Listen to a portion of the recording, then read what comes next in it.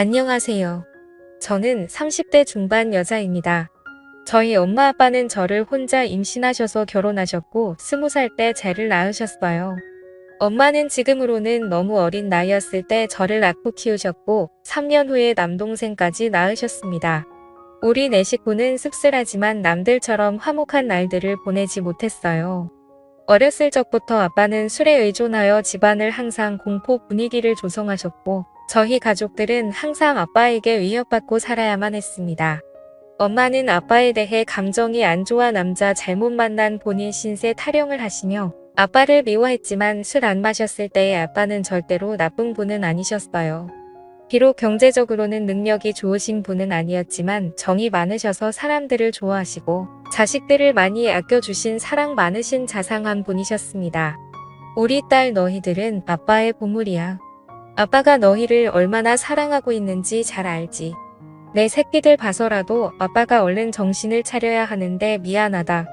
아빠가 짊어진 삶의 무게가 왜 이렇게 힘든지 모르겠다라고 말씀하시며 아빠의 내면 고뇌를 나누었습니다.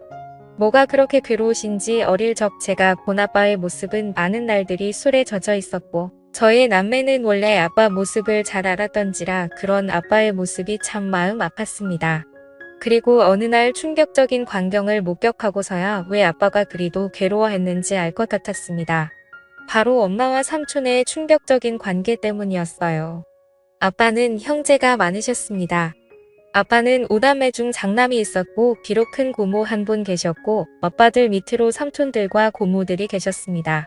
비록 가정에서는 화목하지 못할 지언정 저는 양가 부모님들에게는 기대하고 고대했던 첫 손주로서 부모님들과 친척들에게 사랑을 듬뿍 받고 자랐습니다. 후에 태어난 제 동생도 장손으로서 큰 사랑받고 자랐고요. 하지만 그런 저희들을 예뻐하면서도 유독 거리를 두시는 분도 계시더군요. 바로 아버지의 동생인 둘째 삼촌이라고 부르기 싫은 둘째 삼촌. 그 짐승만도 못한 사람이었습니다. 엄마는 삼촌이 왔다면 얼굴에 유독 화색이 돌았습니다. 얘들아 삼촌 왔다. 오늘 우리 집에서 편히 쉬시고 가야 하니까 너희는 오늘 거실에서 자고 삼촌은 방에서 주무시게 알겠지라며 엄마는 저희에게 일러두었습니다. 둘째 삼촌은 운수업을 했던 터라 가끔 저희 집에 들러서 하룻밤을 자고 가는 일들이 좀 있었는데 원래 저희는 단칸방에서 살다가 제가 첫 전학교 1학년 됐을 때 방 2칸짜리 빌라로 이사 갔거든요. 둘째 삼촌이 저희 집에 들을 때마다 그중 제 방을 삼촌에게 내어드리고 남동생과 거실에서 잤습니다. 저는 삼촌이 저희 집에 올 때마다 맛있는 간식을 사가지고 와서 어색한 가운데에서도 저희랑 놀아주는 게 좋았고 그걸로 인해 멀기만 느껴졌던 둘째 삼촌에게 조금씩 정이 쌓여갔네요. 둘째 삼촌이 올 때마다 아빠도 술을 안 마시고 부모님들도 간만에 분위기가 화기애 좋아져서 한때 저희는 둘째 삼촌이 오기만을 기다리기도 했습니다. 그런데 어느 날 새벽이었어요. 제가 힘든 가정에서 살다 보니 어렸을 때부터 눈치가 빨랐고 명확하다고 해야 하나 나이에 비해 철이 조금 빨리 든 케이스였어요. 당시 동생은 자고 있었고 그날따라 이상한 느낌을 본능적으로 느꼈는지 새벽에 눈이 번쩍 뜨이더라고요. 그런데 마침 엄마가 화장실에서 물 내리는 소리와 동시에 나오는 것이었습니다. 아직도 안 잔다고 뭐라고 잔소리 할까 봐 저는 얼른 눈을 감아 잠든 척을 했는데 이상한 일이 일어났습니다.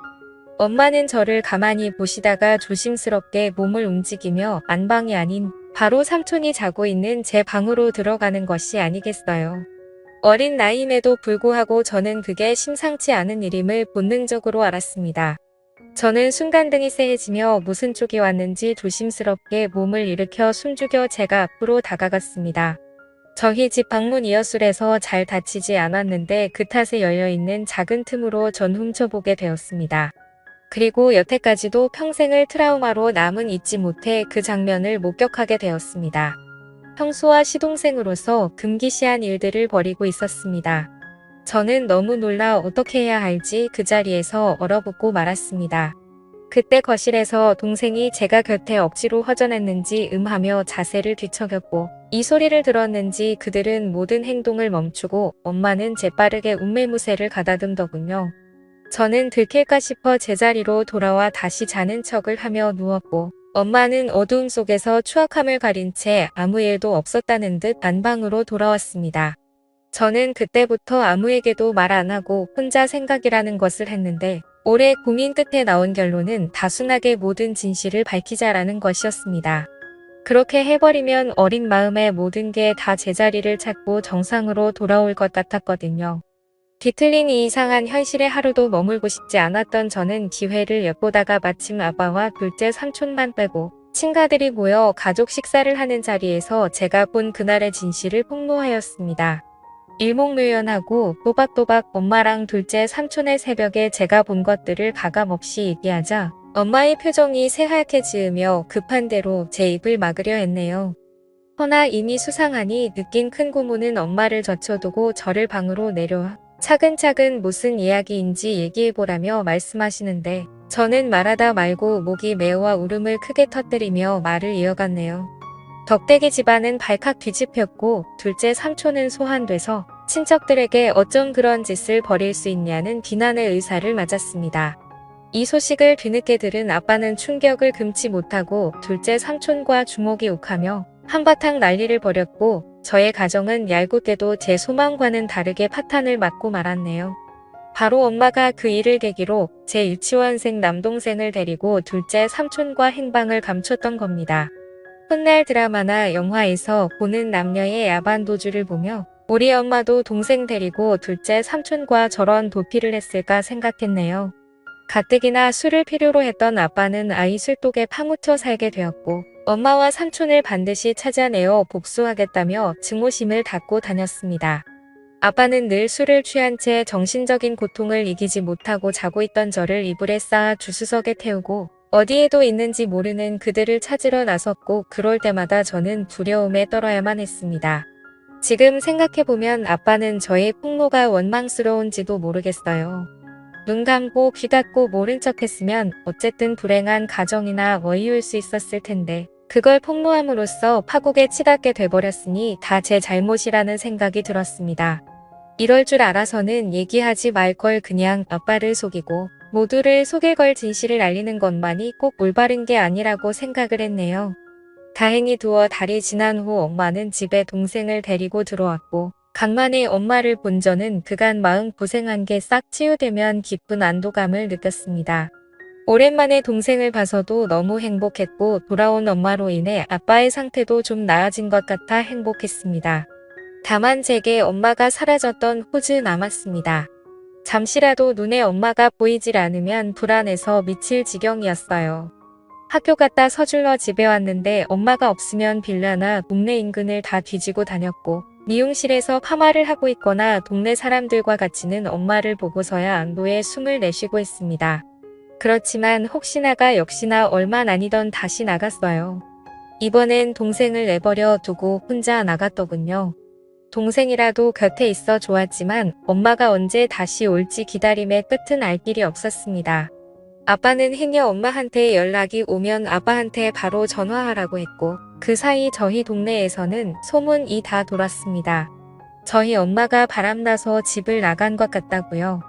툭하면 애 엄마가 보이질 않으니 그럴 수밖에요. 저는 저희에 대해 함부로 말하는 동네 사람들이 너무 싫었습니다. 다 알고 짐작하면서도 모른 척 확인 사살하려고 저와 마주치면 꼭 묻더군요. 너희 엄마 이번에 너희 두고 또 낳은 거 맞지 않니? 세상에 어떻게 자식들 두고 모질게 나갈 수가 있어. 내가 다 마음이 쓰이네. 불쌍한 것들. 우리 엄마 그냥 멀리 돈 벌러 갔어요. 우리 가족에 대해서 함부로 말하지 마세요. 라고 둘러대면 쏘아댔지만 속으로는 가슴에 피멍들어 찢어지게 울고 했네요. 아빠는 결국 가출한 엄마를 포기하고 저희를 위해 시골로 이사를 했습니다. 다 잊고 새 삶을 꾸려보고자 맞받을 1톤 트럭을 타고 소금도 파시고 귤도 파시며 저를 악착같이 키우셨지만 세상은 그리 만만치 않았습니다. 바로 아빠는 큰 병에 걸려버리셨고 큰애는 간경화로 제 나이 18살 때 세상을 등지고 말았네요. 그때 아빠 살아생전 모질게만 해던 제 행동이 떠올라 얼마나 피 눈물을 흘렸던지요. 죄송하고 또 죄송하게만 했습니다. 아빠가 돌아가셨어도 엄마랑 삼촌은 잔인하게도 코빼기도 비치지 않더군요. 아빠를 배신하고 어디서 둘이 그렇게 잘 먹고 잘 사는지 나중에 반드시 찾아가 이 아픈 그대로 돌려주리라 다짐했는데요. 저희는 살기 위해 할아버지에게 맡겨졌다가 성인이 된 후 따로 근처에서 독립을 했습니다. 그리고 시간이 흘러 동생이 군대 갈 때쯤 저 역시 직장을 구해 대도시로 나왔고 또 다시 현실에서 적응하고 있을 무렵 난데없이 엄마 동생인 오랫동안 왕래 없던 외삼촌이라는 작자한테 연락이 닿았네요. 외삼촌이야 그건 잘 지냈지. 네 아빠 그렇게 되고 동생 검사하느라 네가 누구보다 힘들었을 텐데 내 맘이 다 안쓰럽구나. 고시원 좁고 답답할 텐데 내가 보증금을 좀 대줄 테니 어디 원룸이라도 들어가 살지 않겠니? 순간 의문이 들었죠. 갑자기 외삼촌이 왜 나한테 뭔가 이상해서 좀 알아봤었는데 예상치 못하게도 그간 연락이 끊겼던 제 친엄마가 외삼촌 뒤에 있었던 게 아니겠어요. 저와 동생을 버리고 그놈이랑 살림 차리겠다고 도망가서 정떼며 살았을 땐 언제고 이제 와서 왜 이렇게 우의적으로 나오는지 고맙기는커녕 귀가 찼습니다. 아빠와 저희를 배신하고 그 짐승 같은 둘째 삼촌놈이랑 도피해서 얼마나 때깔 좋게 잘 먹고 잘 살았는지 확인해봤더니 이게 앵걸 어느새 남자를 갈아버렸네요. 제가 이 사실을 입 밖에 내니 엄마는 주위를 살피며 은밀하게 말하게 자신 맞고 살다 보니 안 맞는 부분도 많고 사람들 눈도 있고 윤리적으로도 이건 아닌 것 같다 뒤늦게 맘먹고 정리했다. 지난 세월 죄책감 떨치고 새 인생 살고 싶어 너하고도 연락한 거고 라고 합니다. 순간 뭐지 싶었네요. 그렇게 쉽게 헤어질 수 있었을 것을 여지껏 저희 가족 생채기 다 내놓고 일이 저질러질 대로 다 저질러 놓은 후에야 헤어졌다니요. 엄마를 가지려고. 아빠를 배신한 삼촌도 같은 생각이어서 순순히 헤어졌다는데 말도 안 돼. 그들의 파렴치한 폐륜 때문에 상처 입은 사람이 몇인데 멱살 잡고 쫓아다니며 피해 보상이라도 받고 싶었습니다. 엄마는 결국 삼촌과 금기된 사랑을 끝내고 다른 남자랑 세 번째 결혼을 했답니다. 참 능력도 좋으시지. 엄마는 제 동생이랍시고 둘째 삼촌 사이에서 낳은 남자의 여자의 한 명씩을 제기 소개했습니다. 저를 동생들과 함께 인사시키며 얘들은 내 동생이고 너희들도 언니한테 인사해라. 동생 돌보는 거 보니 지금 여기 있는 동생도 잘 돌볼 것 같더라. 다 네 핏줄들이니 맞이로서 잘 챙겨라. 뭐니 해도 남보다는 형제가 최고야. 남보다도 못한 형제들도 많죠. 저나 이 애들이나 다 배신이 피가 흐르는 엄마 자식들인데 나중에 서로 뜯어먹다고 뒤통수 치고 그러면 어쩌죠. 라고 대꾸하자 엄마의 표정이 점차 살벌해지기 시작했네요. 전혀 패인 상황에 내막을 모르는 새아빠는 분위기를 환기시키고자 그저 허하시더라고요. 새아빠는 평범하고 사람 좋으신 분이셨습니다. 엄마는 정말 미웠지만 가족들이 그리웠던 저는 엄마를 용서하고 잘 지내보려고 노력했습니다. 허나 엄마와 삼촌의 트라우마는 쉽게 잊혀지지 않더라고요. 엄마 역시 지난 세월을 후회하며 저와 함께 잘 살려야 하는 것 같았지만 제가 본인의 치명적인 비밀을 알고 있으니 저를 편히 대하지 못했습니다.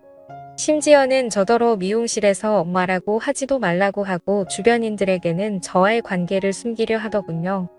새아버지가 절 자식으로 인정한다며 친척들에게 소개하려 할 때도 엄마는 필사적으로 해녀 책잡힐까 싶어 말렸습니다. 엄마의 숨겨진 자식으로 살아야 하는 기분도 참 더럽더이다. 더러운 놈의 둘째 삼촌 자식들은 엄마 거리며 당당하게 살고 있는데 우리 아빠 자식이었던 전 왜 숨겨줘야 하는지 감정이 분노가 스멀스멀 살아났습니다.